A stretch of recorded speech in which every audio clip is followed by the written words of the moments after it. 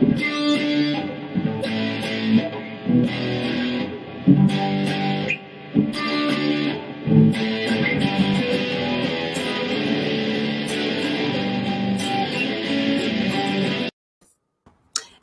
we're live and late because being on time is for losers. So what's up? It's me, God Empress, Jesse Milestone, and it's the Matriarchy. Hi, everybody. How are you? Hello. And I'm signing prints because So I need to get this done. Gina Carano's two-dimensional face. Anna is signing prints today. The end. Let's see who we got in the chat. We got Reese, Greg Kirby's here, Angry Panda, Doug 209, Holocron, Library Fox, Alejandro Cervantes, Joshua Balls.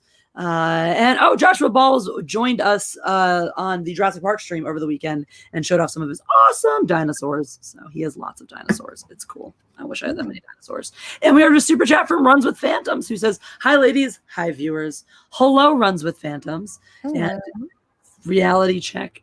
Numero uno says, "And now the Phantom Menace presents the world premiere of The Matriarchy, No Way Home. Hashtag hail the Matriarchy. Hashtag support the Phantom Menace." Well, since you brought it up, let's talk about that. Have you heard, Anna? Have you heard the news?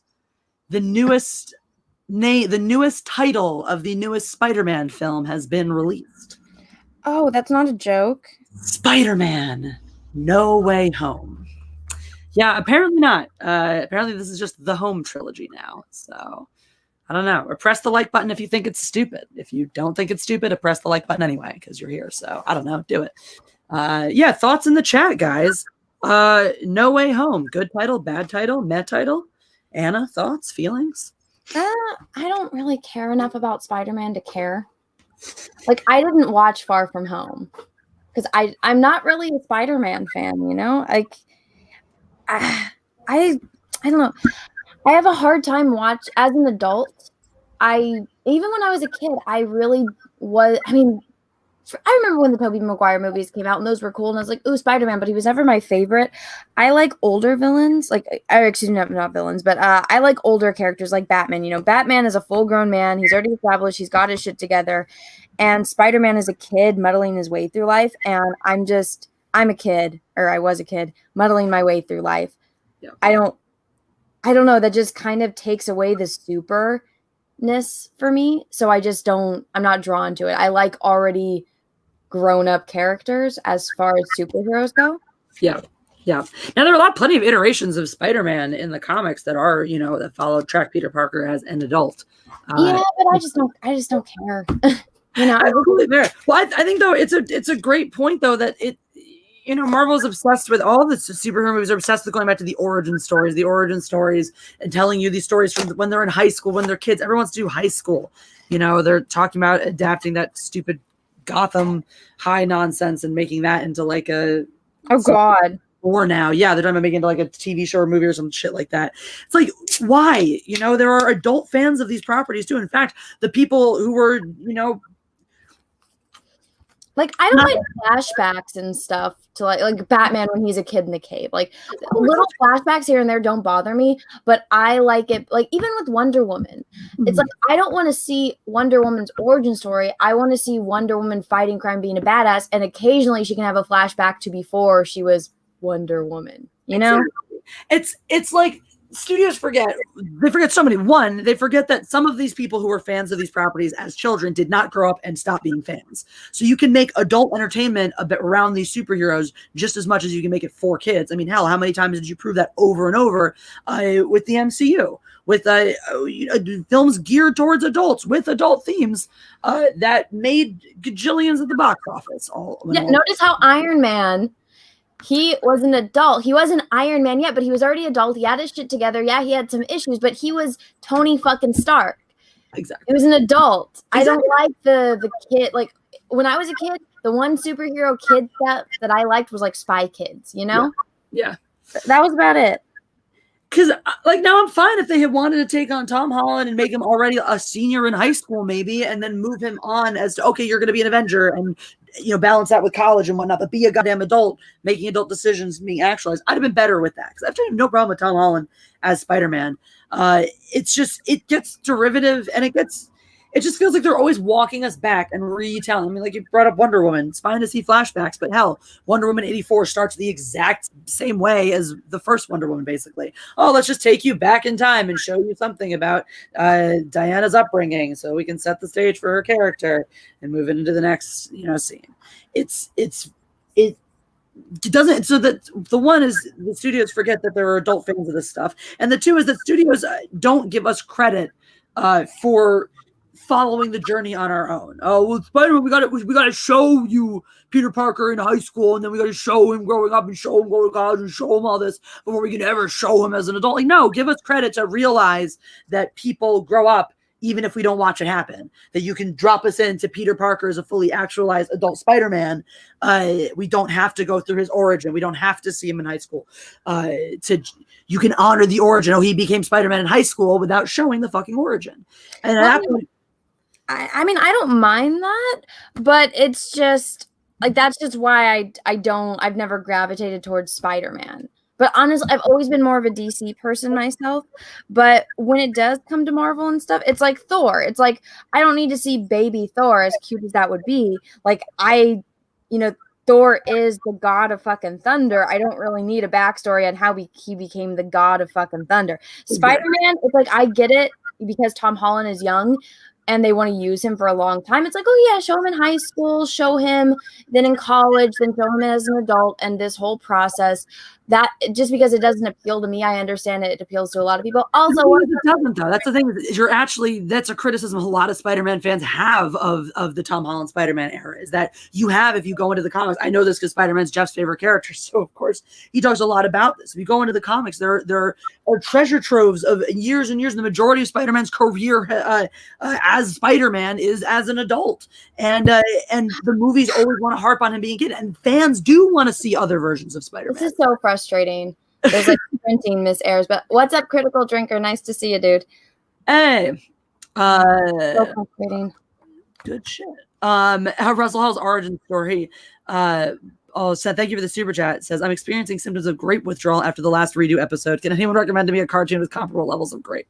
Oh my god, don't spoil it for me, Russell Hall. I haven't seen it. Apparently there's not enough right. The episode before the last episode was so rushed. It was so disappointing. They like zoomed through all the rape scenes. It was like, really?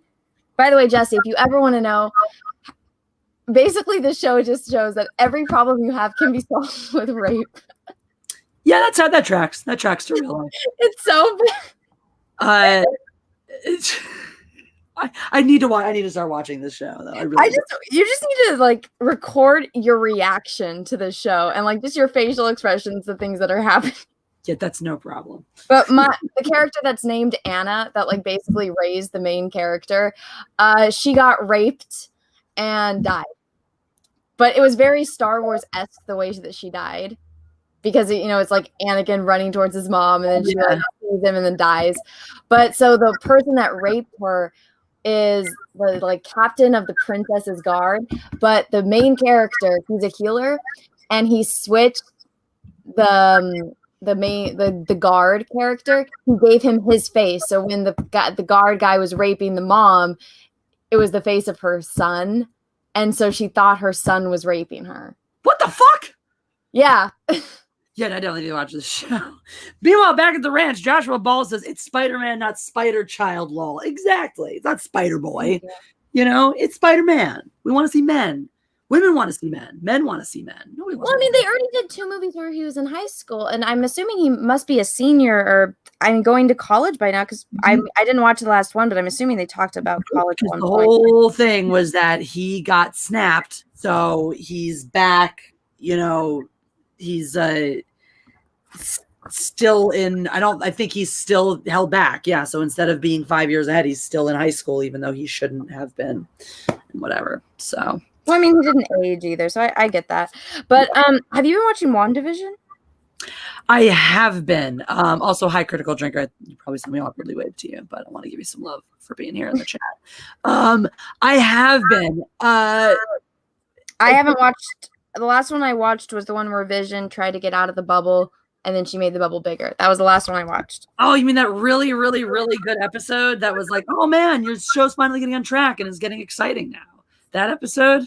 I guess so. I don't know what's happened since then. I don't care if you spoil it for me or anything. So since then, let's see what happened in the last episode. We got all Modern Family / The Office with it. Oh. Was it still in the 90s or is it the 2000s now? It's in the 2000s now. There's only one important thing, which is the very, very end, because all this bullshit happens. Vision, Darcy ends up in the bubble now, and now Vision. So now she is teaming up with Vision, who decides to fly off and leave her because Wanda's putting obstructions to stop them from getting back to the house, where she's having meltdowns and not controlling her reality, and the kids are off with Agnes. La la la. So finally. What's are her the favorite? boys older, or are they still the same kids from last episode? They're the same kids. Monica Rambeau manages to get back in, confronts Wanda, who pushes her away again because Agnes comes to take her away, where she takes her down to the basement, and you find out Agnes is Agatha Harkness. Agatha Harkness is behind everything the whole time. The end. So, yeah. Which we all kind of knew. Which we 100% knew because these trailers smacked you in the face with it. I didn't even know who the fuck Agatha Harkness was, but I knew that Agnes is Agatha Harkness because everybody I knew who's read the comics and knows more about the characters was like, oh, obviously she's Agatha Harkness. And I was like, okay. So it felt like this whole fucking show smacked you in the face with the fact that Catherine Hahn's the real villain from the get-go, and then wants to honeydick, just sits there spending the whole show trying to honeydick you and convince you, no, she's not. She's helping Wanda out, only to then turn it back around and go, it was Agatha all the time, or Agatha all along, or whatever. Well, I really like that actress. Like, she's never like the lead, but she's always a great like best friend character, side character. Actress, she really is. I think she does a really good job. So I was excited to see her in there, and I'm like, she's aging really well because she was the friend in How to Lose a Guy in 10 Days, and she looks exactly the same. Like, she hasn't aged. Yeah, no, she really, she looks great. Yeah, I'm thinking back to that. Like, did I ever see that? I've seen her in stuff all through the years, and I can think of her younger. And older. She's in a lot of movies. She's kind of like Michael Caine, where they're just like in everything. She's in everything. Yeah, she's a great character actress, and I have to say, like, I was telling Jeff, I was like, I was so annoyed though just before the show came out because she was in a commercial at the same time that was driving me crazy, and I was like, I hate you. Please make this commercial go away so I don't hate you before this damn show starts. So it pisses me off though, because it's like, if you hadn't, I think they planted the right amount of what does, misdirection with how important is her character or not, without some of the on the nose things like the witch's costume and the name and all that shit. Like, if they had just not tried to tip their hand so much and not tried to be so clever about it. Look at how big the stack is, Jesse. Holy shits. If they hadn't tried to be so clever about it, it might have been a decent reveal. But it also undercuts the entire story they were writing so far, Oh, really? I need to sign some of these ones too. I mean, it's like right as they address it too. I mean, there's the moment where Monica Rambeau says, "You're not the villain," and Wanda says, or don't let them make you the villain. And she says, "What if I already am?" And I'm like, "Yes, I'm here for this. This is the show I'm here for. I'm here for this, a show that finally has the balls to compromise one of their shining heroes. One of the most powerful Avengers, and we're going to compromise her to a point where she becomes the villain, where she's so emotionally destroyed that she becomes a bad guy. That's interesting. That's fun. That's deep. That's new. I mean, not new. Obviously, it's been done, but it's new for what we've been given in the MCU thus far. And I was excited for that to go down that line. But with the big Agnes, it feels like it completely undercuts that, and it sets us up to just maintain the status quo. That by the end of this episode, we'll have defeated, or by the end of the show, we'll have defeated Agnes. Vision will go back to being dead. Wanda will go back to being sad but sane and a good guy, and we'll have to figure out how to deal with her loss in a rational way. The one wild card might be the kids might get to stay, and there'll be a new weird wild card. I only watched Endgame once. Maybe you can refresh my memory. Do the Infinity Stones get destroyed at the end of Endgame? I cannot for the life of me remember. They get destroyed at the beginning of Endgame. Yeah, but so at the end of Endgame, after Tony snaps, what happens with the Infinity Stones? I cannot remember. Oh, what they actually did with them? Yeah. I don't remember either, actually. Because what I was thinking is if in the bubble, because in this reality, if they didn't get destroyed by Thanos and the Infinity Stones still exist. Yeah, I was like, I never thought. I was like, oh, they just got destroyed at the beginning. So I guess that I'm like, wait, no, but they come back and they get them back and they do all the stuff. So theoretically, what I think could happen is that no, guys, this is it's St. Patrick's Day. That's why it's green. I actually don't like it because I went in for a design and then like, oh, we don't have stickers, so we'll just paint it on. And I didn't have the heart to tell the lady that it was ugly. So once these grow out a little bit more, I'll go and get it fixed. But sometimes you just gotta let the 80-year-old Asian lady that has been painting nails for years, you can't break her heart. But what I think might happen as a way to keep Vision alive is what if she can still get the Infinity Stones, and let's say the only way to save the town, like she says, okay, well, I'm not sacrificing my husband or my children. Like, I'll give you guys back the town, but if the Infinity Stones still exist, I need the Mind Stone. And then I don't know. I mean, you could probably figure out how to use one of the other stones to make the kids corporeal. No, I think again, there's a possibility the kids can just stay because she did bring Vision back to life. So, but then when Vision was leaving, he was going back to being a zombie. Exactly. So the thing is, but in the world where she controls, we don't know where that energy source is coming from. In the world where she controls, he could have been reanimated enough to actually, procreate with her. But I think the morality of the show is going to basically dictate that she's going to try to figure out a way that she can do all this stuff. But essentially, his wishes are going to be that but he wants to die, like he would have naturally. Something to that effect, or if he doesn't, he can be used as a weapon and all this stuff. He's got to be destroyed so he can never be brought back and all that. I think that's where they're headed. The reason why I have this theory is because the actor Paul, what's his last name? Paul Bettany. Paul Bettany. He said something really passive in an interview, which I don't think a lot of people caught, but he said he was going to be around for a while. Mm. Which is why I think they're going to find a way to use the Mind Stone to bring him back. Yeah, but I mean, arguably, like, he's going to be around for a while. Okay, like, you could always just remake Jarvis and be like, oh, we brought Jarvis back, and it's his voice. So that's true. There's a lot, like, maybe I've just been burned too many times, Oh, Jeff Goldblum's going to have a huge part in Jurassic World Fallen Kingdom. He's in it for like 5 minutes. Oh, Luke Skywalker is going to be a huge part of the sequel trilogy. Fucking gave him 2 seconds in the first movie. You're right. I take it back. All my hope. So you just killed my hope, Jesse. I hope you know that. I'm so sorry. I didn't mean to. Sometimes I feel like I feel like I'm the person who tells you Santa Claus isn't real. It's okay. I was that kid when I was a little kid that told all the other kids Santa Claus wasn't real. Oh, so it's just your comeuppance. So I should never feel bad about ruining all of your dreams because it's just your comeuppance for exactly from childhood. Hey, I have a question. I know this is totally random, but when you were a little kid, did you believe in Santa? Oh, absolutely, dude. I was all in on Santa. Did you celebrate Christmas because you're Jewish? Yeah, my mom's side of the family is Christian, and we would go up to Connecticut where they lived every year. We go up to New Haven and celebrate Christmas. So I got to do both. I would always do Hanukkah at home, and then we'd go up to Christmas with my mom's side, get a tree.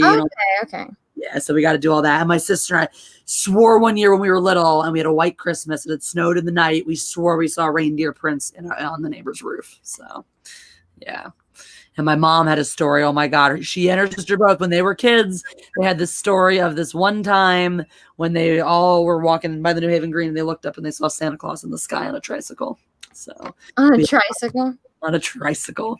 So we had some Santa Claus magic in my house growing up for sure. Oh, okay. Well, that's awesome. You got the best of both worlds then. Not in my house per se, because my dad was anti-Christmas, but my aunt's house. Russell Hall's origin story says they totally could have solved all of this episode's problem with rape, but they decided to use regular violence instead. It's so nonsensical. Oh, gosh. Wow. Cecil's going to be disappointed. Darn. And Matt Bush, thank you so much for the very generous super chat. That's Darth Matt Bush come to all of you guys out there. Very, very good friend of mine. And thank you for the love and support. I hope you're doing well there. I miss you like crazy. Usually we'd have seen each other a ton at fencing tournaments, but we don't have them anymore because virus. Because of the coof. Because burbugs. Runs with Phantom says Captain and company return the stones to their times and locations before the time travel. Oh, right. Yeah, that's the whole Captain America. So then it's still out there. So then they can go still get the Mind Stone and bring back Vision. That's what Captain has to say behind it. Yeah, so we really don't know where they are now. Yeah, I thank you, Runs with Phantoms, for refreshing our memory. Obviously, that's the entire point of that whole scene. Yeah. Wicked Steel, thank you, Cap. Return the stones to their own time. Thank you, Wicked Steel. Let's see how many more people. I'm not even going to read the regular chat around this because everybody probably said, he brought it back. That's the whole point of that scene at the end. Guys. I don't remember because I hated that movie. I was so disappointed. And then people were like, Rhea, I love this movie. It's the best movie ever. And I'm like, that movie sucked. I liked it. Fuck that movie. 10 fucking years of my damn life, Jesse. And that was when I got fucking time travel that it oh my god. It's a better Avengers movie than Infinity War. I don't know. I enjoyed Infinity War more. Infinity War might be a better movie. Might be. Infinity War is a better Thanos movie. But yeah, I mean, my favorite, I'm biased though. My favorite Avengers movie is the first one because I just remember how the world just changed when that movie came out. You really do. I like that. That's my favorite one. I'm also a whore for Loki, so. Oh yeah, Loki is. And that's probably his sex. It's really hard when you got Chris fucking Hemsworth and Tom Hiddleston is like, I don't know. There's something about it. Like, okay, here's what I figured out. Chris Hemsworth is hot. Like he's just buff and brawny and handsome, and he's just hot. Yeah. But Tom Hiddleston as Loki is fucking sexy. He is. That's the difference. There is Tom Hiddleston. It brings it. He's just sexy in general. There's something inherently sexy about him, and something also inherently sinister about him too that I love, which made so much sense. Did you ever see the movie War Horse? I watched scenes of it, but I knew it was going to be sad, so it is brutal, and I cry a lot. But it's a beautiful movie, and Tom Hiddleston is just randomly in it for a small period. I know, those are the scenes that I've watched. Of course you have. And it's funny because when I watched that was before, when I saw that movie, it was before, it didn't predate. Did that predate Thor? Or was around the same-ish time? And I think I might have just seen it first or hadn't realized it was the same. I think it was after Thor because Tom Hiddleston was super hot. He was in, I don't mean like just physically hot, but like an actor-wise hot. He was just in everything. He was in The Only Lovers Left Alive. He was in that weird mini series where he played like King Henry fucking second or something. They're both 2011.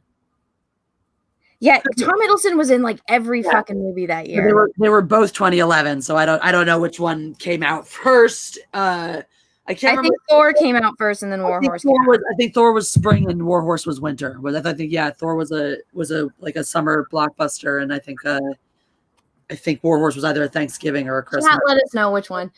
All right, you guys will remember. But anyway, so I didn't realize it was him because it was short hair and blonde and all that shit. So I didn't realize it was him right then. But it's weird. It's so weird, but there was like still this air of like sinisterness, maybe because I had seen and internalized Loki from beforehand. I was like, there's something that like I could believe you're secretly a bad guy, Let's see. Oh, here we go. Russell Hall's origin story says, do you know why Loki is sexy? It's because out of all the characters, he seems like the one most likely to go on a raping spree. Oh my god. Oh, I didn't even look at the back of these. These actually came out good for having black backs and then like the white. I was worried that there was going to be bleed over, but I'm actually very happy with this. It's Eric Black says Tom Holland is a man boy. Tom Holland is a man. He's just I love the picture of him in his Spider-Man suit and how he has a bubble butt, and then Brie Larson as Captain Marvel and how it's just flat. Do you know what? Oh, sorry. My brain read Tom. My brain was still on Tom Hiddleston when you said, yes, Tom Holland is a man boy, but he's still a man. He is maybe a man boy, but he is definitely still a man. And I think that that's what happens when you're a gymnast. You stay in a certain size. Honestly, I think the sexiest I've ever seen him was doing the freaking lip syncing contest in freaking drag. So I have not seen it. You haven't seen that? Nope. he does fucking Umbrella in full drag, and it's amazing. And That's probably why I haven't seen it, because I hate that song. I hate the song too, but watching him do it is pretty attractive. Why was he doing lip singing in drag? It was Comedy Central do like their lip sync battles, and it was him versus Zendaya. And so honestly, I don't really care for Zendaya, but hers was pretty cool too. So they both. I can't stand her. I really don't like her at all, but hers was cute. Like they both cross dressed, so she did dress up like a dude and did whatever, and then he came out and did "Singing in the Rain" in a suit. It was a breakaway suit that he then tears off and then starts dancing and like full on. I mean, throwing himself on the ground. There are flips in it. It's pretty impressive. And it's the clip. You can find the clip. The clip most of the clips are just his version, so you don't have to watch Zendaya's. I usually don't. I usually just watch his, but it's pretty delightful. If you like that booty at all or that body at all, it's pretty excellent. I had nightmares on the video breaks. I love that video. That to me, it's like people rip on that and be like, oh, because he's gay or a woman. No, if you have the balls to come out full drag and dance like that, I mean, really go full tilt on that. That's a lot more masculine than guys who would throw a temper tantrum if someone asked them to put on a dress or makeup. Like, yeah, I mean, well, you're an actor. I feel like you kind of know what comes with the territory. Exactly. I mean, I feel like nothing I think is more manly than like a man that is comfortable with, their sexuality and knowing that dressing up in drag isn't going to affect that. Exactly. It's a really sexy thing sometimes. And yeah, it's not for everyone. It's not to say every man needs to dress in drag to prove they're masculine. Some guys, it's just not for them. But like, there are other, like, there's nothing emasculating about it unless you let it be. If you're a bitch about it, then sure. But if you're manly enough, doesn't matter what you're wearing. You can wear nothing. You can wear a dress. You can wear fucking lipstick. If you are masculine enough, it don't fucking matter. Well, I mean, what was that movie that we were talking about a few weeks ago with Hugo Weaving, and Wesley Snipes, and how they're like drag queens in a movie? But to walk with everything, Julie Newmar. I fucking love that movie. Wesley Snipes, John Leguizamo, and Patrick fucking Swayze as drag queens, and they're all. Well, I mean, nobody thinks of Hugo Weaving, Patrick Swayze, and Wesley Snipes as unmasculine. Hugo Weaving is in Priscilla, Queen of the Desert separately, different movie. Well, I'm in my mind, I'm like, those guys have all been they've all done actors in costumes that have all done drag. It doesn't take away from anything. Not at all. Patrick Swayze, a fucking hunk. He is specifically to Wong Fu. You have Patrick Swayze, Wesley Snipes, John Leguizamo. You have three men who are all considered very attractive men. The least hunky one is John Leguizamo, and he's still a very hunky guy. I'm trying to think of who that is. He's his voice because he does like the voice of Sid in Ice Age and whatnot. He has a lot of funny characters, but he's a good looking guy. Like he looks a little funnier. He plays Luigi in the Mario movie. He plays Tibble. I've totally seen that movie. What? I've totally seen that movie. I've not seen that, but I fucking love the live action chintzy ass Mario. I didn't even know a live action Mario movie existed. You didn't know about the live action Mario movie? Oh my god, I gotta pull up some pictures from this thing. Maybe maybe I'll find a scene from it. Oh my god, how do you not know about this movie? It's amazing. You've seen John Leguizamo before though. Oh my god. Let's see. I will say this in the nicest way. If it's not in Star Wars or Star Trek or like Lord of the Rings or X-Files, I probably don't know about its existence. Okay, fine. But here, I'm gonna pull. The Romo household. There's an ad going now. Can you shut up and play? All right. I don't care what happens in the Romo household because I fucking hate. Well, actually, don't hate Tony Romo anymore. He's a good commentator. But Cecil kind of looks like Mario, though. Yeah, he kind of does. Here's a funny thing, right? Y'all want to go nuts in the chat about I agree about being a drag and this and that. That's fine. We're just women telling you what we find attractive, what we think is examples of masculinity. If y'all are more concerned with impressing your friends and each other, that's great. But guess what? Your friends ain't gonna marry you. They ain't gonna fuck you unless you're But like, try taking advice from women as to what they find masculine and sexy as opposed to other dudes. Well, no, like a man that's comfortable with his sexuality that, you know, it is an actor that is doing his job and understands that, hey, sometimes in a movie, this might be one of the best written scripts they'll ever come across, and it calls for them to dress and drag. You know, exactly. I mean, I don't think any less of Jared Leto because he played a transvestite in Dallas Buyers Club. Not at all. He did a great job. And I don't think any less of guys who, you know. I don't think anything less of what Jake Gyllenhaal or oh my God, Heath Ledger, because they were in Brokeback Mountain. Like that. It's a movie. When also a movie. And when guys wanna do, like, when guys will do it as a joke, you know, for, like, to me, if you're willing, people who are willing to take it to do whatever for the joke's sake, that's a good comedian. That's just a good comedian. A good comedian sacrifices himself on the altar of dignity time and time again for the sake of a joke. And it just means you're committed. It means you're good at the joke. I think people who are afraid of that, usually that says a lot more. When someone's that afraid or that averse to it, has that strong of a reaction, that usually says more to me about them on that front than it does about the person who's willing to do it, you know. Put it that way. Russell Hall's origin story says, you know who's comfortable enough with their masculinity to wear a dress? Preston Poulter. These delusions are why soy is taking over. Oh, God. Dude, oh, God. Thing is, it's not about being, that's a gimp suit, Russell Hall. I don't think that.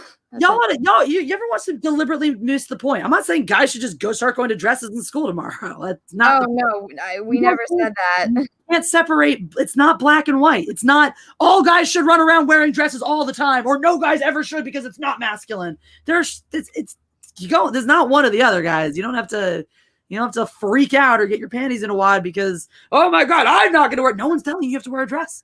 No one's saying you got to wear a dress, guy. We're talking about guys that have done it for movies and for entertainment purposes. And for any fucking reason. It doesn't matter. Just because one's doing it doesn't mean y'all have to. That's all it takes is one. What the fuck does that mean, sketch therapy? Oh, that is all it takes is one is a Jack Show song. Oh, okay. Never mind. So I was like, because he was saying some other things about it too. So I thought I was on that. It's like, dude, you look. No, so it's remember that like rap song that you heard of me? Well, there's one where it's like, oh, it only takes like one finger up a guy's ass to make them come. Ew. And sketch therapy, you're totally entitled to say that and feel that way. And that's totally cool. And that's why we can all live and breathe and exist in the world together. Thank you, Demon Scythewave. I was going for Hot Secretary today. Down chicka wow. I look like a troll, but that's because I knew I was going to be up to my fucking ears in prints and packaging and stuff. Oh, I didn't even check that. Also, Cecil says, oh my God, no! What? These, I have to throw all of these away. What? It says Thanos, but it's Revan. No! Oh, that's terrible. God damn it. I'm going to check the website. If I fuck this up, I'm going to be so mad. If I won't throw them away. If I'm ever at like a con or something, I see people, these will be the free ones because they messed up. Oh my God, it was me. I fucked this up. Oh no.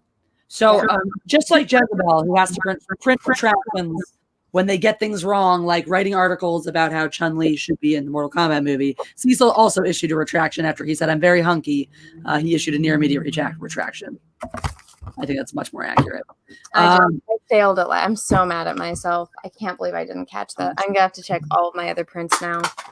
Okay, Cara Dune was correct. So there you go. Russell Hall's origin story says you don't think Preston wears a dress. Spoiler. I don't even know who that is. So. Oh, you don't need to. It's this guy that hates Ethan. I like how I say you don't need to, and then I start explaining. So he's a guy that has a hate boner for Ethan because he bugged him for months about getting his lesbian comic on Ethan's show, and on Christmas he was bugging Ethan, and he got mad because Ethan didn't respond to him on Christmas. So now his whole channel is talking shit about CG, and he's done videos on me. I'm in the title, but then I wasn't actually in the video. But somebody, Sheila Alien, I believe, found his porn because him and his ex-wife posted porn on Pornhub of him getting fucked in the ass by a giant dildo and in a gimp costume and stuff like that. Good for him. So he's a very strange anomaly, but maybe just don't Google. But when it was one of the funniest things ever when his porn got released. Oh my God. And it was him getting fucked in the ass by his ex-wife. I really want Russell Hall to explain how he wants you to use rape to fix your printing problem. It's just that redo healer joke. I'm well aware, but I'm just like, since apparently rape solves everything, I want to know how it's solved. In redo of healer, what would happen is the healer could just heal, I guess, the prints, so that way it would be correct on the back. But he would probably go to the people that printed it and go rape everyone in the factory because they didn't realize the mistake. And so that's how he would use rape to solve his problem.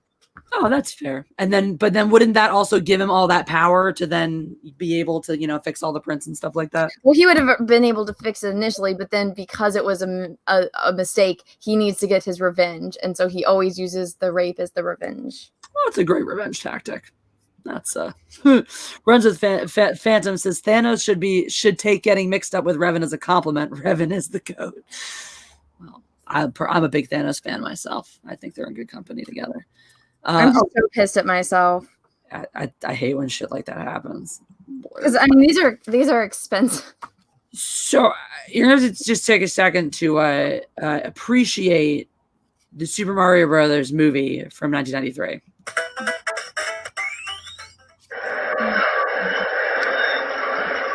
So all right, let's get to the actual people I care about this part. All right. So let me find the actual guys. So this is John Leguizamo, by the way. I've never seen him. So this is what the live action. Let's see. So there. Oh, now we're in costume. There you go. So that's what they look like. This is real. This wasn't a fan film. Oh, this is a real movie made in 1993. I wasn't born yet, so it doesn't exist. It doesn't count. Yep, that's real. So yeah, you're welcome. I'll ask Peaches about it. I've seen it multiple times. I enjoyed it actually. But anyway, that is John Leguizamo, and he is a cool dude. Russell Hall's origin story says, no, I don't think you want that conversation, Jesse. Russell Hall, you would be surprised. I don't think you realize how not bothered by that kind of stuff I am, like, at all. I actually really want to start watching this show now. You can talk to me about the episode before today's episode was very disappointing because it was so rushed. I'm like, this could have been broken down into like 3 fucking episodes and focusing on each different situation because it just kind of rushes through it. And I'm like, this would have been such a great 3-part rape episode. And it wasn't rape. There could have been so much. But yeah, Russell, if you want to talk, you know about rape anytime. I was so sad when I finally realized that rape had gotten canceled as a word. I was like, ugh! Canceled word? Ugh! Yeah, that's what happened first. They started canceling words, right? There was shit you supposed to say then when you're talking about rape? What? What are you allowed to say then when you're talking about rape? Yeah, you just can't say the word rape because people get triggered now and freak out. Dad, I'm gonna say it. I do it anyway. Of course I fucking do it anyway. I have jokes about rape in my comedy routine, and people get offended and they can fucking cry. But no, I've intended to make a video for years. I never got around to it. Something ages ago. It's called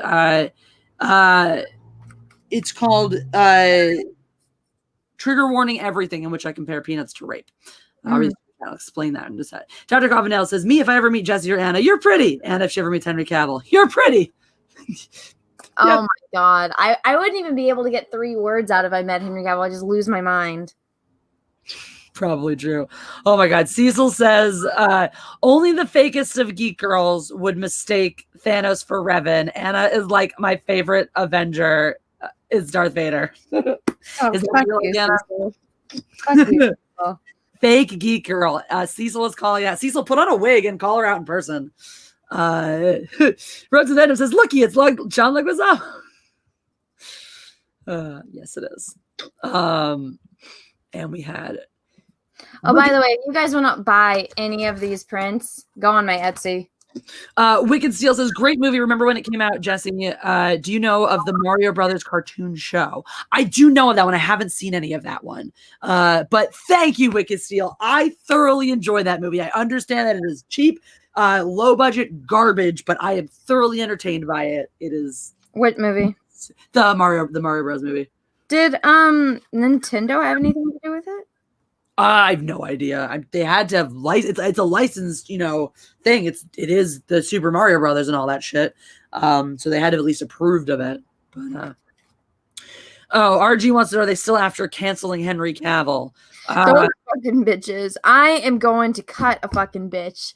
If they go after my man one more fucking time, he did nothing wrong. He has never done anything wrong. He is the nicest, purest guy on the face of the fucking planet. And these bitches want to cancel him, Jesse, because he dated Gina Carano years ago. And get this, he doesn't have Twitter. He's rarely on social media. Trust me, I know. I watched that like a hawk. He was on Twitter today at 2:13 in the morning. Or no, he was on Instagram, excuse me, at 2:13 in the morning, my time. But, okay, here's the thing. Because he didn't say congratulations to the new Latina Supergirl, he's the embodiment of all evil, and he needs to be canceled. And because he dated Gina Carano years ago, and she dumped him twice. Oh. So I did a video where I went in full super simp mode, and then some person tried to lecture me, and I'm like, fuck you, I am a Henry Cavill super simp. I buy all of his fucking merch. I support his movies. I throw money at that shit. If he had an OnlyFans, I'd be his #1 sub. If he sold his bathwater, I would buy it. I'm a super simp. I'm aware. I know. It's so bullshit. So what? I saw that. I heard that was happening. I'm like, the bullshit. It's so. Oh well, he dated her, so he clearly knew what her political leanings were. Well, except for if you listen to the fucking interview, she wasn't even political at all until a couple of years ago. So no, until this year. Until 2020. Yeah, exactly. Until 2020, she wasn't even political at all. So your argument is completely moot. She wasn't even the person you say she is. When she didn't even vote until last year. That was her first time voting. Exactly. Honestly, I was really struck by a lot of what she said in the interview too, of not being like, oh my God, I'm so glad that she's out here out speaking politically. Of like, wow, she really doesn't know that much politically. Like, I mean, good for her getting more invested and involved in learning, but she really just got into this game and she really doesn't know a lot. She really speaks from a place of, and it really gives a lot of it really gives a lot of credence to the innocence that you can read in her tweets of somebody who is not entrenched politically, who is not digging into this, who's hearing about all these things for the first time and is asking these questions, not disingenuously, not trying to poke the bear or stir shit up, but honestly looking for answers for these questions. So it's like hearing that interview really casts her in that light, and it makes it even more absurd and ridiculous to go after people in her past when she didn't even have these opinions or thoughts then. So it's just guilt by association. That's all these people are. It's like witch trials all over again. Exactly. Now, Cecil, if you're still around, like I said, if you want to put on a wig, you can come in here if you'd like to challenge Anna on the merits of her geekdom and call her out as a fake geek girl, but you do have to wear a wig. It is the matriarchy. So he won't do it. Probably not. Russell Hall's origin story says, changing the topic. Anyone notice that Cecil and Liam Gray have the exact same hands? Kind of like Clarke Kent when he takes off his glasses. Coincidence? Oh, God. Yes, I'm going to go with coincidence on that one. Runs with phantoms. Anna, you have to read this one because I won't read puns. I don't get it. It's a portmanteau of Luigi and John Leguizamo. Leguizamo? Exactly. Good enough. Perfect. Thank you, Runs with Phantoms, for the super chat. I don't read puns. Why don't you read puns? I hate them. I have a moral. I take a moral stand against puns. I find them to be, and not all. Let me put that this way: the amount of irritation I have at your pun is directly proportionate to the effort it takes to make it. So something like this, which is like you slam two things together that don't go together, and it's a stretch to make it work. No good. Oh, Star Wars puns are the one exception. Star Wars puns are fine. I'll accept Star Wars puns. But if you do something like, for example, if you were to go graffiti the word God on a huge dam, it's a really cheesy, stupid joke, but because it took a lot of fucking effort to go spray paint that on a large orifice, I will accept the joke. If it's like clever wordplay that really uses both meanings of the word really, really well, I will accept the joke. Something like this, things like I won't even say it. There's an evil mug in my home that my friend got me because apparently she thinks it's funny to get me things I hate. But good bird. Anyway, point is, I take a moral stand against that form of humor. I have a vendetta against puns, and I will not accept them in my life. They're the one thing I'm not tolerant of. Russell's origin story says, you want to see a problem Anna would happily solve with rape? Watch her get a hold of one of these bitches going after Henry Cavill. No rod spared. Anna, is this true? Would you? Oh, no, I wouldn't rape them, but those bitches would get that fucking rod up their ass. I think that's kind of what he was implying. I suppose that is kind of. That's not rape. That's me shoving a burning rod up their ass. I don't think that's rape because nothing. I'm not touching them, and it's there's no sexuality behind that. No. It's just revenge. It's probably still going to go under the category of sexual assault, but not technically rape. Rockstar, I wouldn't have healing abilities to heal them after that, so they would never be able to shit again. Exactly. Runs with Vandives and Cecil got caught running from a fighting cock ring. Oh God.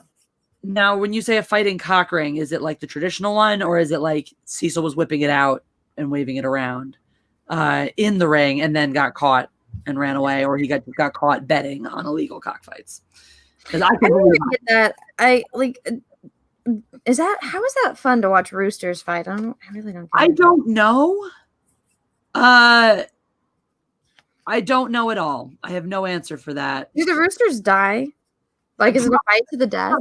I don't know I don't know the typical rules of cockfighting. I would assume typically it's a lot like other types of fighting where, like, if they may not die, but if the other animal, gets knocked out or taps or runs away and refuses to keep fighting, that they lose, basically. I think it's all pretty. I think animal fighting is pretty. I'm not about it. Not about animals. Not about hurting animals. People, fuck it. People mostly deserve it. People usually do things to deserve it, and people can also understand why it is you're doing the things to them that you are, whether or not they deserve it. And Nicholas says it's a fight to the death. Well, that's good to know. They usually die. Unless you want to take Commander Onslaught's approach, in which he says you have to touch tips to cockfight. That would be the other God. So we still don't know which one Cecil was caught doing, but it's probably one of them. I still want to see Gina versus Cecil. Dude, that's a one-punch fight. She even in the interview talks about how her thing was being known for hitting hard.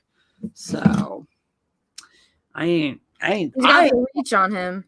Huh? She's got the reach on him. Mm-hmm. She's got the reach. She probably has the height. Dude, he's like so adamant about like trying. He's like, he just wants to see what a normal, overweight, middle-aged man could do against a trained woman. Nothing. Literally nothing. The same thing, pretty much the same thing a normal, overweight, middle-aged man could do against a trained fighting man. Basically nothing. Training makes a lot of difference. It really does. That's what people don't think about with fighting too. It's like, well, I'm always going to be bigger and stronger than the woman. Yeah, but you got to land a blow. If she's faster than you and you can't land Alejandro's right. Wasn't she known for telegraphing? I have no idea. Probably, if she was known for hitting hard, then probably she was probably known for telegraphing her punches because she probably winds up for them. So telegraphing is basically you show where you're going to hit before you hit. Is that bad? Yeah, it's bad because you're not supposed to. Basically, the idea is when you fire out your fist, the other person shouldn't have time to prepare for it. If you telegraph, you have a tell. Like maybe you wind up a little bit, so you pull back a little before you throw out, or you lift your shoulder or something, so your opponent knows what you're going to do before you do it. And it gives them more time to counter it or dodge. Now, again, the flip of that is if you're just going for those knockout punches, you may not worry so much about telegraphing. If you're winding up for a hook that's going to put them on ice, if you've set them up if you've boxed them into a corner and you can land that hook well enough, I mean, there's not a lot of great defense against a hook shot. If you got them boxed up in and all they can do is cover, you can wail on them with them hard enough hooks that you're still going to pretty much put your opponent out. So if her thing was, I'm just going to pummel you because I'm stronger than you, then telegraphing is not necessarily a huge problem for what she was doing. I don't know how successful she was or wasn't. I don't know how good she was or wasn't. I've never really watched her fight, so I can't speak that one or the other. All I know is what she said is that she was known for hitting really hard. So Alejandro, if you know more about it, then I will assume that that's probably good. That's a conversation that I could care less about as far as learning about fighting. But you explained it in a way that I did understand. So kudos to you. There you go. There you go. And Greg Kirby, actually, WWE wrestlers do not telegraph. They rarely telegraph. They work together. And people think of that as stage combat. Oh, you telegraph a lot. It's not what you're thinking of in the WWE is not telegraphing. What they do in the WWE is they set up and they stage moves. But in terms of a lot of the moment to moment setting up for the moves, they don't telegraph the moves at all. They actually just set up and just do them. They're just working in sync with some existing choreography and also just, with teamwork and partnership and learning each other's signs and tells, so that they could jump up, so they can jump up on a turnbuckle, do the flip, nail the move without doing a big tell or a big this is what I'm going to do it or whatnot, because the other person already knows it's coming. So that's a little different from telegraphing. Telegraphing happens. You'll see telegraphing if you want to look for what that looks like. Look at staged combat. Look at fights in movies that don't look that good. Sword fights or fist fights in movies that don't look that good. You'll see it. It's like, whenever you watch a movie and you're like, why didn't that person dodge? That would have been so easy to dodge. You saw them winding up for that a mile away. That's telegraphing. Russell Hard's origin story says, rule of thumb, if you're sticking something up a person's butt or hoo-ha that they didn't want you to, it's rape. Not that there's anything wrong with that. God. Well, I'm glad that you used the word hoo-ha, but I'm going to have to disagree on the morality of rape. I generally think it's wrong. I think it's funny, but it's wrong. There are plenty of things in life that I think are funny, but are wrong. Would it stop me if the situation called for it? It would really depend on the situation. I mean, are we talking someone breaks into my house and steals my laptop? I'm not going to go hunt him down and rape them. Are you talking about someone breaks into my house, violates Jeff, murders him and all the cats? Hell yeah, that bitch is getting some hot up their ass before they die. So, Bitches go after Henry and they're getting the rod. There you go. Everyone has their line. So, and everyone has their own code. Swinging Cod says, wish Tom was here so I could sexually harass someone. Oh, wait. Anna, good job on breaking the girls out this week. Great content. Want more. Oh. Oh God. Thanks, Swinging Cod. Sorry that well, I guess you found someone to sexually harass after all. So there you go. And Russell Hall says, watch some of Gina's old fights. Her kicks are fine. Her front kick is good, but her punches have no snap. I think it's hard for a girl. Cool. That's I don't even care. I don't watch a lot of fighting. Sketch Therapy says, who is strong enough to rape Jeff? Nobody. If that were to, they would have to have managed to knock him unconscious first, and then would fucking luck flipping him over anyway. So, also you'll have to get through me as well, because you'll have to manage to get to Jeff. You have to get through me to get to Jeff. So disarm me, incapacitate me to get to Jeff, and then get through Jeff, because he's not weak and he's not an idiot. So. Anyway, hear that, Jeff? It took the cats. Whatever. Oh, trust me, Jeff. If somebody hurt the cats, Jeff might be the one doing the raping at this point. We are both very precious about our kitties. The babies. They're the babies. So, Darth Silius. I was giggling at you. That's really, let's be honest, that's really why Cecil wants to fight Gina Carano. He just wants to have an excuse for Gina Carano to put her hands all over his body. And to do the same to her.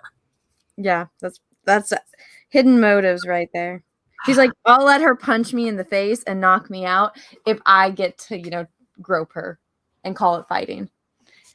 As he gets to fall over from the punch onto her, where his head is landing in her chest and he's falling against her hot, sweaty body. Exactly. Yeah, that's let's be honest. That's what he's actually. That's the real motive there. I guess we shouldn't be blowing his cover before he gets the fight, right? Yeah, let's go for this fight. Let's support it. Let's build it up. Get his chance. Exactly. That's how we should do it. Just keep building it up about how funny it's going to be to watch her. You know what else is going to happen is people are going to call him out. So he's actually being the biggest bro in the world, because then drunk 3PO is going to be there to save Gina from Cecil sexually harassing her. And then he's gonna look like the hero to Gina, and she's gonna fall madly in love with him if she isn't already. So Cecil is actually the best. Oh my god, what's that word? Wingman. Best wingman. So then he publicly gets to be her knight in shining armor, and then proposes to her immediately afterwards. So. And they fall madly in love and have a lot of babies. Obviously. Rosal's origin story says Army Hammer would figure out a way. A way to what? I don't remember what we were talking about, but rape. Oh, to rape. To rape and to rape Jeff. To rape Jeff. I don't want to think about that. Hold on. Cut off his toe and keep it in his pocket. Yeah, no. Russell says if Cecil loses, he gets pegged. Ghetto rules. That seems fair. I don't think Gina's into that though. I feel like Cecil might be though. Good point. Swinging Cod says getting through you or Jeff isn't hard. There are these things called trank guns. I'll explain how they work when you come to. Ha ha ha! Swinging Cod. Thank you so much. Yeah, but here's Jesse also made the point of Jeff would fall, right? So you'd have to turn Jeff over. Exactly. So yeah, once he's unconscious, then you gotta freaking turn him over and then get through those buns of steel. So Borg says, I heard Six Flags is opening up sometime this spring. Jesse, you should get Jeff to ride on X2. I love that roller coaster. F Disneyland, Magic Mountain is my Magic Kingdom. Magic Mountain. I've never been to Magic Mountain. You've never been? I've driven past it so many times, but I've never been there. Do you like roller coasters? I do. Yeah. Oh, dude, it has some of the. It's one of the. It's like in the top 10 parks of the most number of roller coasters, I believe. I heard the lines are like freakishly long. They are annoying, but there are. I think they might do fast passy kind of things, but also you just go like during off times. I went a couple times and it was so much fun. X2 is just a blast. It's a Portuguese day and Peaches took the munchkin there. Oh, I went when they had the virtual reality roller coaster too, which was really cool. I think it's still there. I don't know, but I think it is. Anyway. So yeah, that's someone says shout out to Drunk 3PO. Yay. We do love that man. So I want to see Drunk 3PO and Gina in a movie together. I don't know if Drunk is an actor at all, but I believe he could honestly, with the chemistry those two have, I'm sure he could play off of her in something. What do you think? Yeah, well, Drunk has like a fan film out. He does? Mm-hmm. You haven't seen Drunk's fan film? I have not, no. Oh my god. That's out of the loop. I think I don't know if the thing is out, but the trailer is out. You should go on his channel and watch it. I definitely will now. That's so fun. So there you go. They should do a movie. Maybe he'll be in. Who knows? Maybe he'll have a role in Gina's movie with the Daily Wire. That would be fun. I would support that heavily. Drunk and Gina sitting in a tree. K-I-N-S-I-N-G. You give me that. Edgy, you what? That's my bag. I guess. Oh wait. So No, don't. No. Over you. What? No. What? Show it. What? The specker. Oh, your speaker? Yeah, I want to show Anna. Oh. Did you not want me to? For some reason? That doesn't like me anymore. He doesn't want me to see the sticker. Yeah. So I know it's bad and it's evil and stuff, but it was also on the shelves and it's cute. So. Oh, I saw that. It's a Bluetooth speaker. We lost ours, and so we're gonna. So now we have it. It's really funny. We were in a Best Buy, and it's like you look now. Still, it's still the only merchandise from Star Wars on the shelf, and they still have some cool stuff. They made like the Mandalorian Darksaber, for kids to play with, that I'm sure is a big hit with kids and stuff like that. But they pulled out the first week that they had it. Yeah, and they've really shot themselves in the foot because they've garnered all this really. There's a Baby Yoda that I almost bought, and I'm glad I didn't, because then I was like, oh, it's $34, but it's exactly like that other Baby Yoda, but if you twist its finger, it makes baby noises, and it has one of those little pouches that you can wear like you're holding a baby. That's adorable. Like, I want this with all of my heart, but then I was like, I don't, because it's $34 and I don't want to pay that much. Fair enough. Yeah, this was not that expensive. Thank you for the super chat, Tim Riggs. If you have a message, please follow us. Cole says Jesse too should work on Gina's next movie. Well, I am an actor, and I would always be willing. So she I'm right here, guys. So that's honestly that's the kind of thing we have. People are listening to the fans. People are listening to that. If you guys want to see me in Gina Carano's project, when details come out about that, she's talking about casting. Put it out there. Hey, here's this actress out here. She's not woke. She's very anti-woke. Hey, why don't you give her a call? Why don't you offer her an audition? Hey, why not? If the SJWs all get to whine and cry and bitch about us not, about them not getting roles in movies, that was the whole Sia shit. Why didn't you call me? I'm an autistic actor. I'm right here. If they get to whine and cry and bitch, cool, I'm right here. You can cast me too. There you go. I'm right the F here. You're non-woke actors. You can call me and tell me about Henry Cavill. I'm just putting that out there. Look at my little Yoda speaker. I wonder how good it sounds. But little baby Yoda. I have a Bluetooth speaker. Ours is somewhere in the apartment. We'll find it, but this was, cheap and cute. Needed it. No. We just needed it. Oh, Gina. Oh. What was I? Oh, so there's still not a lot of I don't feel like what? I don't feel like bringing that. I was going to bring over the Jezebel article. I was like, I don't feel like bringing that all up. The TLDR is there's an idiot at Jezebel who thought Chun-Li was in Mortal Kombat. Wrote a whole article about that. And then you realized she's not in Mortal Kombat because she's in Street Fighter. The best part is everyone going after me like, why are you attacking this? It's clear this article was a joke. That article had a retraction issued for it. Articles that are written facetiously do not have retractions written about them, do not have corrections written to their factual inaccuracies. So that was dumb. I was just to me, it's just like, that's how do you expect anybody to trust your journalistic integrity? Now, on the flip side, you have things like that really make you question your journalistic integrity. You have things like Forbes where, they get douchebags like Scott Mendelson to write the most idiotic opinions on movies ever, generally are pretty well vetted and get their facts right. They're not usually breaking stories that are just more of the rumor mill. Their spin varies wildly, but their facts tend not to. So Mary had come across this really interesting article that was published back the end of the no one read this. It was published at 11:10 p.m. on December 31st. Everyone's busy saying fuck you to 2020. So nobody read Game of Thrones actress Emilia Clarke sells Venice, California home for $4.4 million because it's a boring fucking article about her house that was written back in December, literally New Year's Eve. And it's whatever. It's written by Keith Flamer, a senior contributor who is a writer, pop culture virtuoso, whatever the fuck that means, and luxury lunatic. Okay, great.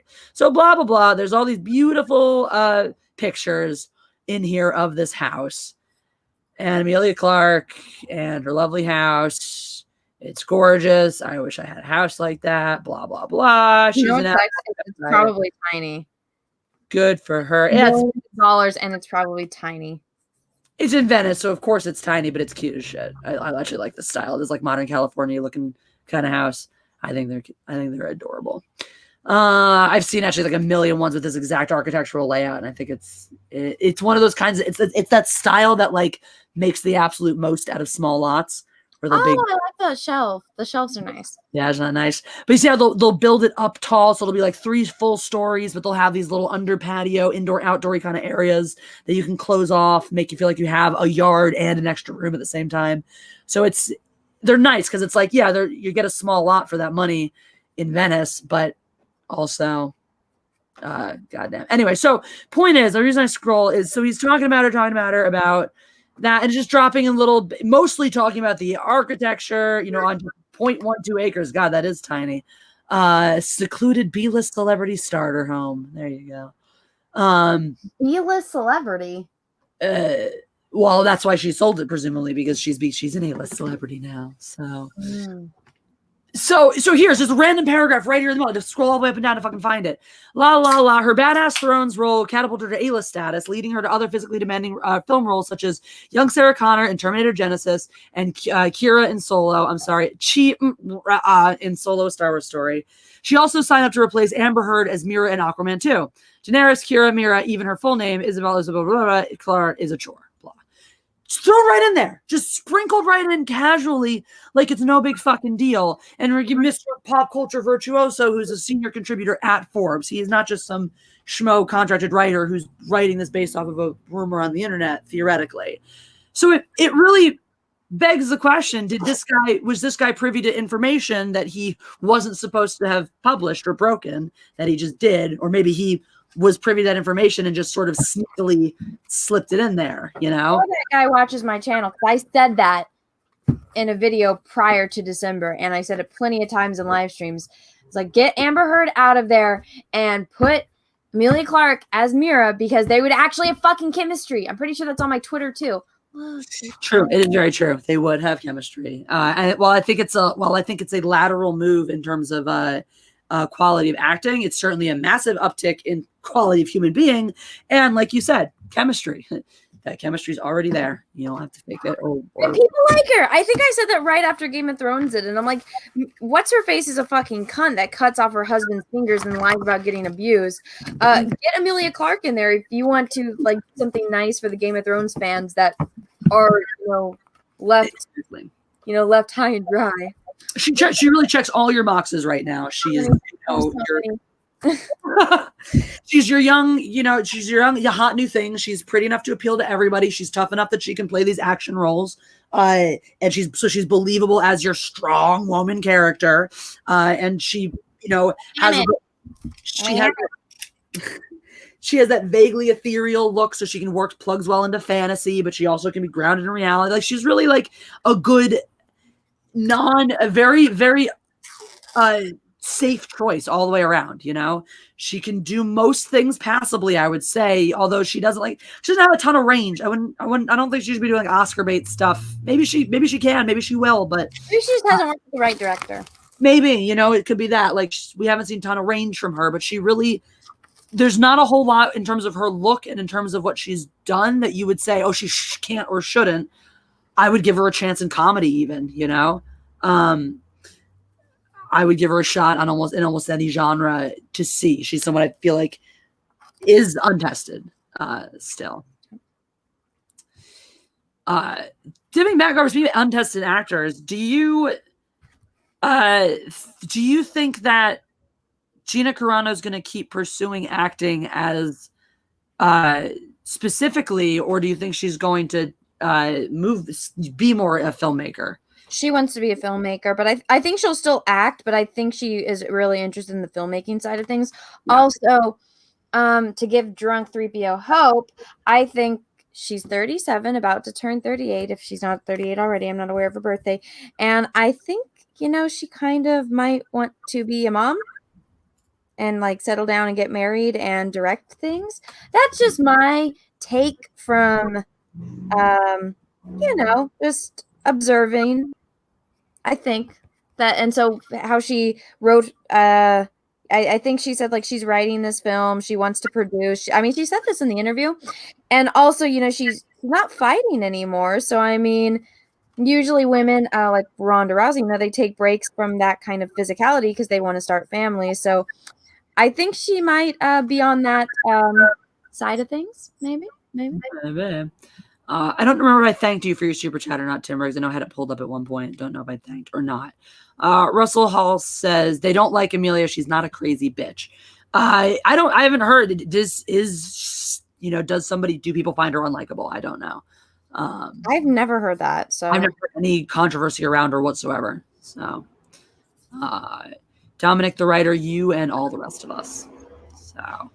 And David Nuttles, I'm with you. I kind of do hope, I definitely agree with you, Anna, that I see her in this producing role very much. It seems like she's excited about making movies, producing, directing, and has a lot of ideas and a lot of passion towards helping other people in the movie making industry, have a home for movie making. But I'm with you. I wouldn't mind seeing her in more action films. And she is such a rare gem in that she is a believable action star. It's so fun to watch her, in fight scenes.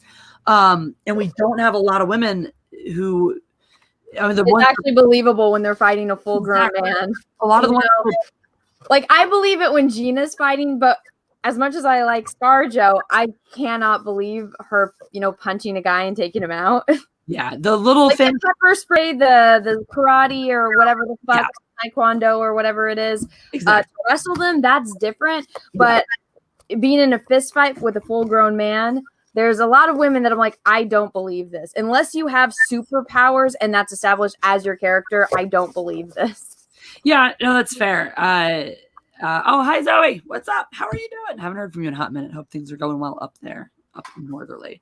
But no, I'm with you. There's a lot. It's just so nice. It's also, there is something else too. There's something extra. Because I even appreciate that Scarlett Johansson beefed up to play Scarlet Widow and stuff. But there's something extra. Scarlet Widow? It's Black Widow. Scarlet Widow.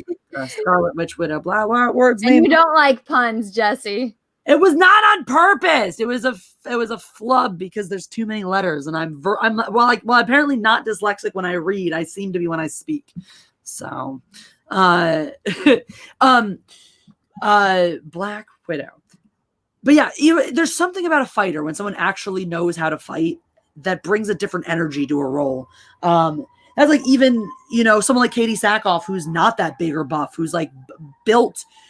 She's not any buffer than Scarlett Johansson is in Marvel movies, but because she's done so much physical training, fight training and that kind of stuff, it really shows through in her roles. I think that's a huge difference for me. It's even if you're a little bit smaller, if you look tough enough to take a punch and keep going, I believe you. Katie Sackhoff has an excellent video on her YouTube channel where she talks about all the different body types that she's gotten in shape for roles. But then also she's like, this character, her body is completely different than this character, but she's like, the difference is only 3 pounds. It's just the way that you work out differently to achieve different body looks. Mm-hmm. Mm-hmm. Russell Hall says, exactly. This is exactly right, Russell Hall. The problem with girl versus guy fights in movies isn't that the woman beats the guy twice her size. It's that she does so effortlessly. No one buys it. Unless she has superpowers. If she beats him effortlessly, it should be because she has superpowers or a superior weapon. Or outthinks him, if she outthinks him, if she's faster, basically anything like that. Like I said, it's fine if you're just a better fighter, if you're trained at fighting and the person you're dealing with isn't, they just won't land a blow. You can dance circles around them, land all the blows on them. They'll telegraph. You'll see it coming. You'll be able to block, move out of the way, and they'll just never touch you. But exactly right. When it's a chick fighting someone twice her size and they're both competent fighters, it has to be difficult. Or there has to be a good reason why she was able to take somebody much stronger than her. Either she's just much better at fighting than he is, she gets an advantage somehow, whatever. It's not about it's sexist. It's just facing fucking reality. It is. You can have fantasy worlds. The thing is, you can build a fantasy world. If you have fantasy worlds where your chicks are just superpowered, whatever. If you want to write a fantasy world where one particular female character, that's her shtick, that's her gimmick, is that she's just really strong and really tough and can beat everyone up, that's fine. But it shouldn't be every fucking woman can take out every fucking dude by touching their pinky to him and they fucking fall over. One of the reasons why it's such a joy to watch Alita beat the shit out of people all throughout that movie is because it is difficult and we watch her get her shit pushed in. The most validating way to watch a hero, especially a female hero, come out in your final boss fight and just fucking slaughter everybody effortlessly is if you watched her get her shit pushed in over and over again throughout the entire movie. Then you want her to go and clean out because you've watched her earn that. Mm-hmm. And that's just a thing that goes beyond women and men fighting each other. That goes for any character, and it's so absent from filmmaking today. Your characters have to earn their payoffs. Movie writers want to write in these big payoffs, these big cathartic moments, or moments they think are cathartic in their movies without earning them. It does not work. You cannot buy that type of catharsis from your audience if you haven't put your characters through the struggles and the setbacks and the pain and suffering that deserves that level of healing and growth at the end. If there's no struggle and setback and problem or flaw that the character needed to overcome or learning the character needed to do, then there is no catharsis when the big reveal or the big learning or teachable moment happens. And it's the same thing with these female heroes. We don't buy into them or believe them as being strong and powerful because we don't see them earn that strength or power, and we don't see them treat it with respect when they have it. We see Admiral Holdo talking down to everybody below her. We see Captain Marvel treating every guy like shit, even though she's the super powered person. You have to earn what you give, what you're given. People do not respond well to heroes who didn't earn their power. Yep. So that's my thoughts. To be fair, Alita starts kicking butt once she gets her real body. Yes, I mean that's part of the contrivance written into the plot. It's part of the thing written into the plot. She gets a better weapon effectively, and now she's a more effective fighter. But even with the better body, the better weapon, she still has to work. I mean, she still almost doesn't win it. She still has. I mean, that's actually a really, to go back to Alita for like really good writing in the story. Before she gets the better body, we still watch her learn and improve as a fighter in her initial body. So it's not just Deus Ex Machina if she gets a new body and she's perfect.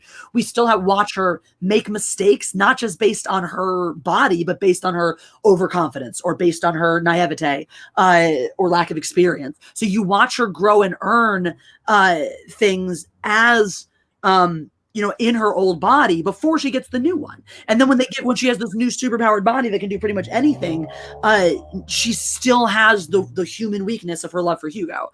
And that is what makes it a great character and a strong character. You still don't make her impervious or impenetrable once she has everything. She's still completely torn and tied.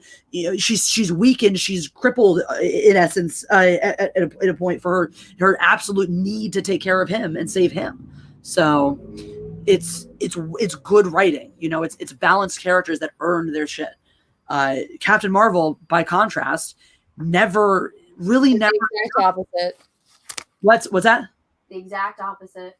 Exactly. She never struggles. She never earns anything. So there's no payoff when she gets something. She just magically can fly. We're not excited for a montage showing us that boys have been mean to her isn't the same as showing us a film in which she falls down, and she keeps having to pick herself back up. 30-second montage of that happening is not enough. It has to be the story. You can't just shortcut your way into fucking superheroes. It does not work. RG asks, what do you girls think of Aquaman possibly suffering from Jason Momoa's big and stupid mouth? They're not going to do anything to him. He's like woke. He's protected by Holly Weird. Yeah, I don't think the movie will suffer that much too because it doesn't have the same attention on it from the fans that. Well, nobody takes it seriously. Everyone knows that the only reason people watch that is to go see his body. Exactly, and so it's something like where Star Wars fans have the power to influence the box office of a Star Wars film because of our conversations about it and stuff like that. I don't think enough people are talking about Aquaman to know and be turned off by one actor's woke policies. I also don't think in general one actor being woke should really be. It's up to everybody's. Everyone has to make those decisions for themselves. For me personally, I want the world where we don't care about the actor's personal politics, where we don't care about the director and the producer's personal politics. And to me, we get to that world by not caring about it. So I'm always happy to discuss it. I'm very happy to discuss Jason Momoa's politics and how they are wrong and shitty. And when I say politics, his politics are wrong, I don't mean his beliefs are wrong. I mean his methods of going about telling everyone to unsubscribe if they voted for, somebody. I think that's messed up. I think this aggressively attacking anyone who doesn't believe things he believes is a little messed up.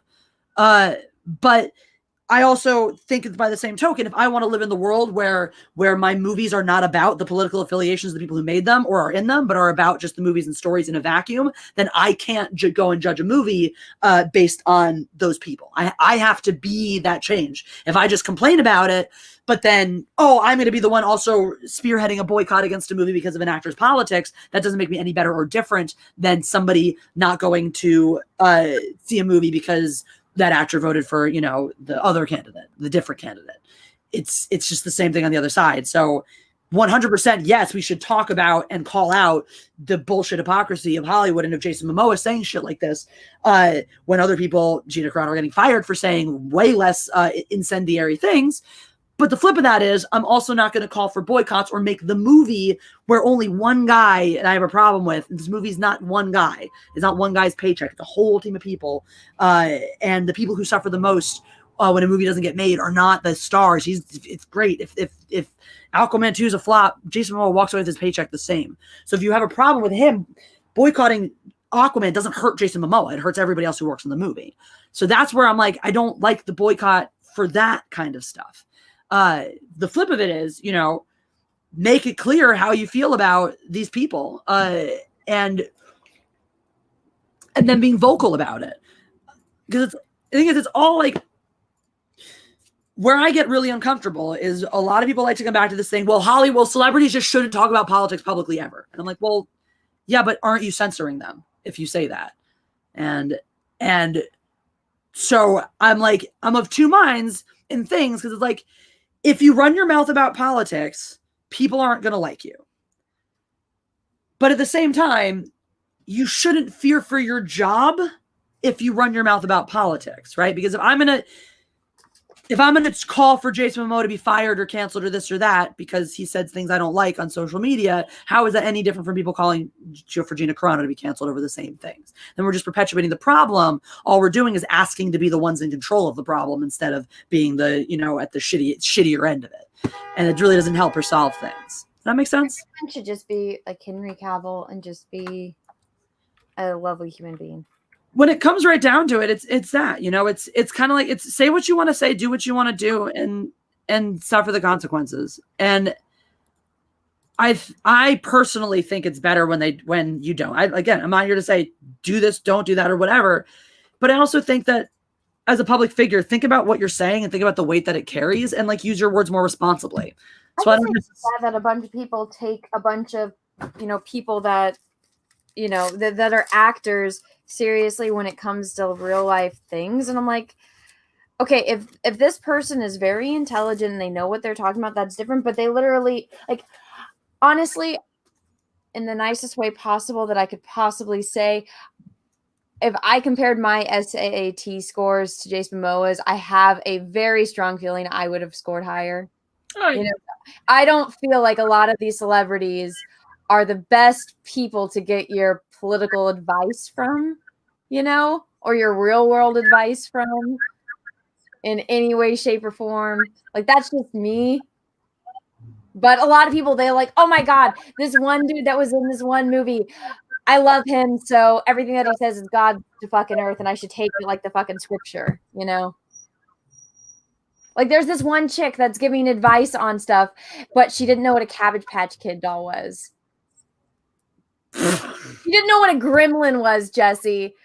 Like, oh yeah, you like the movie Gremlin? She's like, I don't know what that is. And it's like, I'm not gonna take you. And you want me to vote for this person? It's like, get out of here. I mean, there was honestly almost like not to put her in that same category at all, because I think she's much more eloquent and thoughtful than a lot of that. But there was an element even watching Gina Carano's interview of like, oh, you're really a fledgling in this politics game. You're really coming from a place where you were completely out of this world, probably because you've been in the industry, you've been working movies and doing that, and living in that world where it's sometimes again, in some case like Gina's, it's not even about like you're ignorant or you don't know shit. It's like you just live in a different plane of existence, and you need to have the self-awareness to realize that plane of existence is not reflective of everybody else's. And that's something I think Gina Carano came to and figured out very quickly, that a lot of these actors they just can't wrap their head around the fact that not everybody wakes up in their gajillion-dollar homes and has their asses wiped by their butlers every morning. it was really interesting listening to Richard Chew talk about that with Jack Nicholson as somebody who liked to hold court, as he put it, and like bring everyone into his circle. How it's that people who just live a very particular lifestyle, and he talked about creatives being a certain, creatives are a certain type, they're weird and they're wacky, and you lose touch with what's real or normal or sane at a point because there's just nobody, like the rules are different for you. The rules apply differently to you. And so you just sort of build a world based on that set of rules, and you don't remember how the rules work for the real world after a certain point, Mm-hmm. It's weird. Oh, did you hear this, by the way? Apparently Madonna has suffered because of the patriarchy. The patriarchy has kept her down. Yes, I did. I saw that, and there were so many tweets going, oh, sorry, Madonna, one of the most successful pop stars to ever live.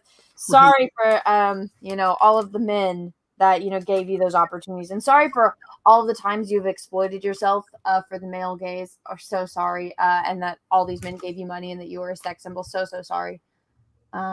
Yeah, so very, very sorry. And the thing is like, that's not to say that Madonna didn't experience sexism in the industry, but save your fucking tears. Like, and that's exactly what I mean with the awareness. Like, look, I'm sure that was very real to you, the feelings you felt about when the men tried to tell you what to do and you didn't like it. But have the fucking awareness to realize that when you want to go and complain about that shit, you're complaining about that to a country, a world full of men who are infinitely less successful than you are.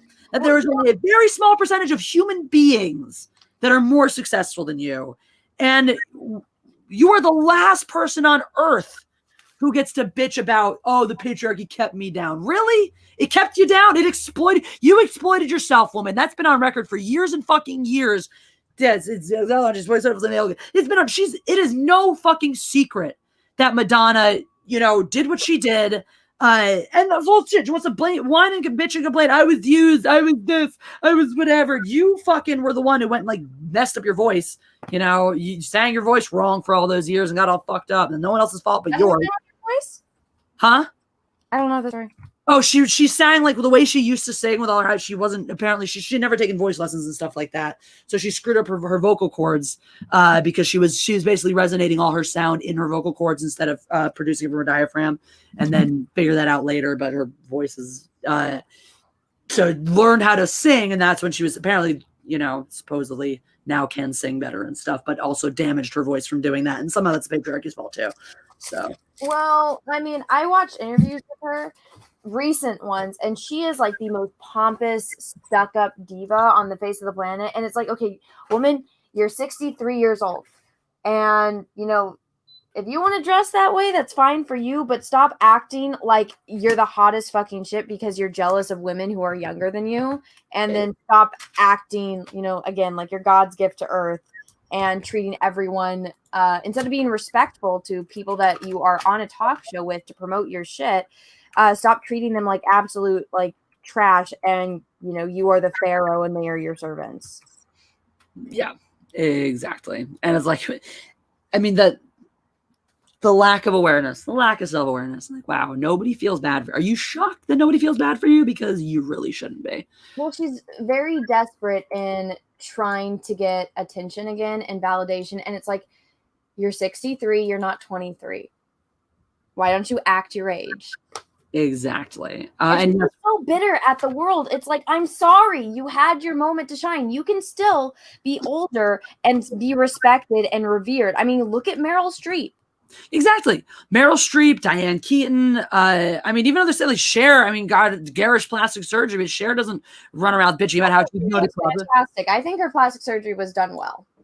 Like, out of everyone, I think they did the best job on her. It's not as her face. It's not as scary as Angelica Houston, that's for sure. Angelica Houston. Why am I blanking? Oh, Angelica Houston. I mean, last time I saw her, she.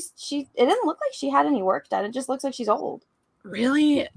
The Royal Tenenbaums. I mean, she looks really old, but I mean, she is. Oh, you haven't seen her since Royal Tenenbaums? I mean, that's what's coming to mind. What does she look like now? Because she does not look. She is scary. Oh God, I love Angelica Houston. I do too, but her face got scary. Although she had more work done after the really scary one, and it looks a little bit better. The worst version of her. What? I want to see. Find it. Okay, here's this. I think is one of the worst versions. Here, I'll share. Let's see. I need to see this. But yes, thank you, Russell, for the super chat about.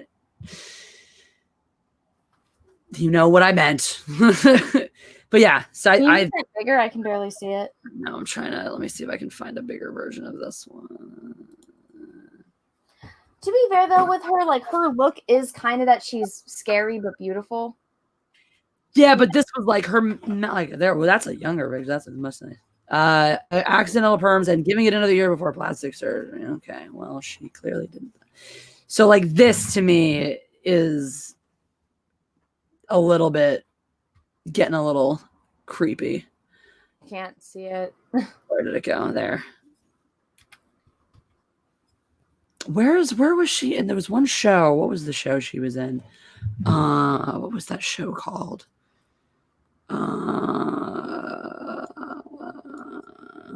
Angelica Houston? Yeah, she's on a TV show. Not that many years. It was some years ago. Or am I thinking of someone else who had a scarier face? You might have heard even face scary. No, it was definitely her. I just know her from the Adams Family. It's maybe I'm thinking of another. They might have been thinking of someone else who got a scarier job done. Anyway, it doesn't matter. Point is that 100% right. Age gracefully and get over it. Like there's some women who grow up and they get old. There are some women who like Madonna who just can't get over the fact that she ain't 30 anymore, and she's not gonna be. Russell says, "Oh, worse than a smiling Alexander Daddario." Yeah, now when Angelica Houston smiles, it's her entire face, and it's just all mouth, and it's scary. To be fair, the patriarchy did give Madonna herpes, but did she say yes to the kiss that gave her the herpes? Because then it's consensual herpes. Whose kiss was it? I have no idea. Who kissed her and gave her herpes? Or sorry, did you mean general? I was thinking of like herpes, unless you meant like, herpes, because then, whatever gave her herpes, then yes, whoever, if it was a consensual encounter that gave her herpes, then she said yes to the herpes. So problem. If she wants herpes, that's between her and stuff. Her vajayjay, right? Oh, it's those kind of herpes. She's got, I don't know. I feel like I have no idea what kind of herpes she does or doesn't have. A lot of celebrities probably have herpes, which is probably one of the most depressing things. I'm sure they probably do. I'm really glad that I don't have any form of herpes. It just makes me happy. That's one thing every day.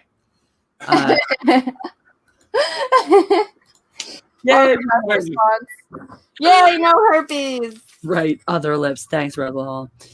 Yes to her. Average Panda says yes to herpes. So you can all say yes to herpes. I say no to herpes, so that's press one. You could like have a one-night stand and then you're fucked the rest of your life. Right? 1 in the chat if you say no to herpes. 2 in the chat if you say yes to herpes. So let us know how you feel about herpes. I'm dying to know. I'm itching to know, if you will. I'm just going to let that one smolder. I'll show myself out. Thanks very much. Somebody that ordered something has the same last name as Pam from The Office. Looks like we got a lot of no's to herpes. Okay, so don't kiss. So, okay, people with herpes, you can kiss buck ravers. And that's it so far. Because I felt bad for the people with herpes that always made fun of. Yeah, but I don't, because getting herpes is in some ways a choice. The thing is, you can get it. It sucks. Yes, people have gotten it. It sucks to get it. If you sometimes just make a mistake, shit happens, whatever. But you did have to be in some ways somewhat irresponsible to get it. Therefore, while I feel unless your partner cheated on you and you didn't know, and they got something and gave it to you. That's different. This is where it's fucked up. That said, in general, I don't feel bad about making fun of herpes because whatever. In general, I just don't feel bad making fun of anything at all forever because it's funny. Who cares? But yeah, dude, herpes gets the butt. So Buck Ravers seems to be our only pro herpes member of the mindless mob today. That's probably for the best. Anywho, we've done a beautiful 90-minute show here. It's been lovely, brilliant, tight, magical. Like, never mind. And I'm perfectly happy putting this puppy to rest. All right. Yeah, I'm gonna have to run over to the post office to take all of this shipments. Which I have learned I hate the back end process of the shipping process. It is so time consuming. Like, it's like having a full-time job. I was telling Peaches about this. It's it's a process. I do not envy Jeff and when he was shipping out Stealing Solo. Yep. Dude, the remainder, like the extras, are still in boxes just in our apartment. So Russell, thank you for the you've been such a wonderful loving supporter of the show today, as always, keeping rape relevant in the conversation.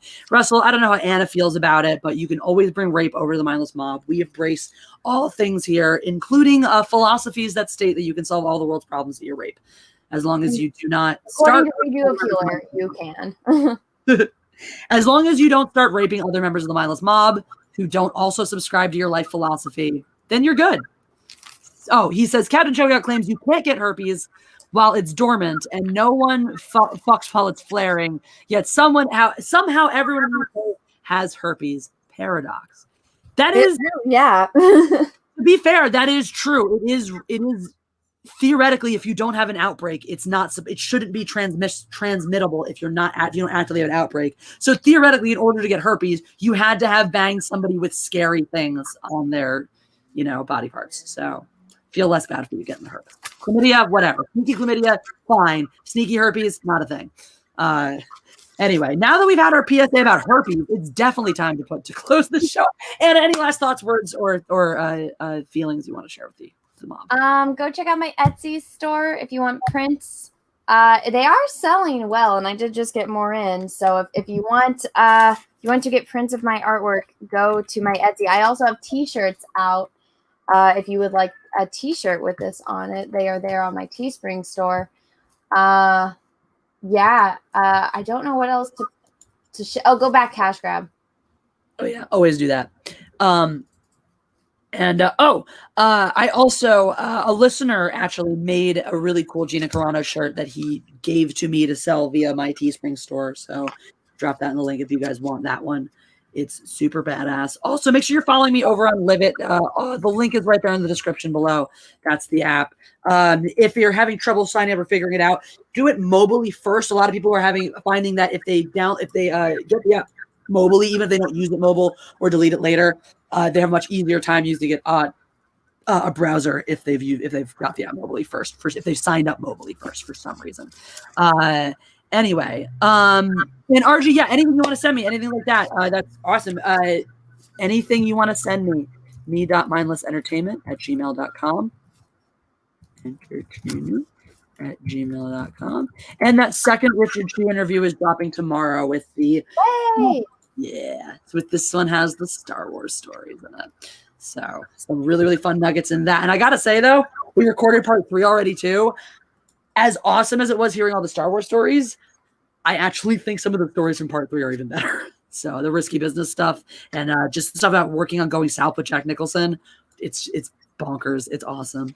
I'm excited to hear it because his story in general was like really fascinating. I really want to watch that movie he was talking about that got him interested in film. Yeah. I'm blanking the name right now. Obviously, I have it right there in the interview. But it's 2 words. I know it's 2 words. I can see it. Think of it in my mind. But I actually want to. I want to check it out too. I'm really curious. There's a bunch of different movies, even some he's worked on that I haven't seen, where I'm like, it's getting me curious about all different kinds of films. He even got me interested in possibly finally watching 12 Years a Slave because he talked about reading the script for it.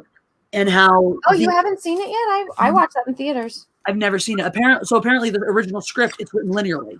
It's written starting with him as a freed man up in the north, and then shows how he ends up in slavery and all that stuff, and then getting out. That's what happens in the movie. I heard in the movie it starts with him like kind of in slavery, and it shows you that in the flashbacks. I haven't watched it since I saw it in theaters, but I mean, it shows him with his family, and then him getting taken, and then waking up, you know. I mean, it's okay, because it basically whatever he said about it, it was just basically incredibly different from its initial draft in the way they introduce you to the story and to the fact that he's a slave and the way that he's a slave in a way that actually like allows for more catharsis. Kind of like we were talking about earlier, it gives you a reason. It changes the way that you follow the story so that you kind of are already in it with him, and you slowly realize more and more of how much he's lost. That's how he put it. I haven't seen the movie yet, but it was like I really had an interest in watching the movie because it was one of those like, all right, this is that super Oscar baity one that everyone raved about and this and that. It just seemed kind of boring. But the way he talked about it, I was like, no, I kind of want to watch this movie now.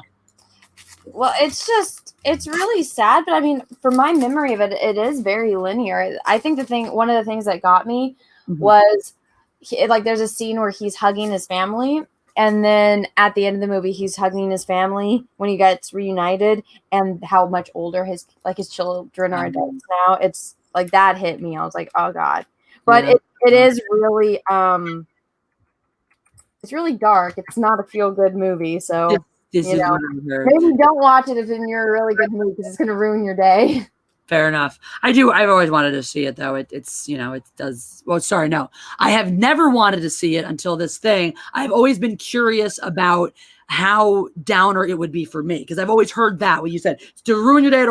So that was never the deterrent for me seeing it. It was never like, oh, it'll ruin. That's never been the thing. I've always been like, well, bring it on. I've always been curious, like, will it be this downer thing? I was just never interested because it sounded like one of these sort of like, okay, just about this and that, but then sounds like it might actually be as good as some people think. Matt Martineau, no. I think it's a great Michael Fassbender movie. Like Michael Fassbender as the villain, it's great. Oh, I didn't know he was in it. I'm sold now. I'm watching. Oh yeah, Michael Fassbender is like he's a demented slaver. I will watch plantation owner. If you just watch it thinking this is going to be one of Michael Fassbender's best performance, it's a fantastic movie. I am into it. Gorilla Glue ain't going anywhere near my hair, Matt Martineau. Do you know my thin, fine, beautiful, super soft hair? Do you know how much even one little dot of Gorilla Glue would compromise my luscious locks? Yeah, no thank you. No thank you. But it's super ridiculously soft today because I use my extra conditioner. Anywhoozle, like I said, we're like I tried to do 10 minutes ago. We're done here. Show's over. It's great. Go home. Anyway, thank you for joining us. Wonderful, fun episode of the Matriarchy, as always. Pleasure to be here. Pleasure to do this. Check out all that stuff. Go buy Anna's prints on Etsy. Go check out my Teespring. Buy my shirts. And don't get herpes. That's all for now. Bye. God Empress out.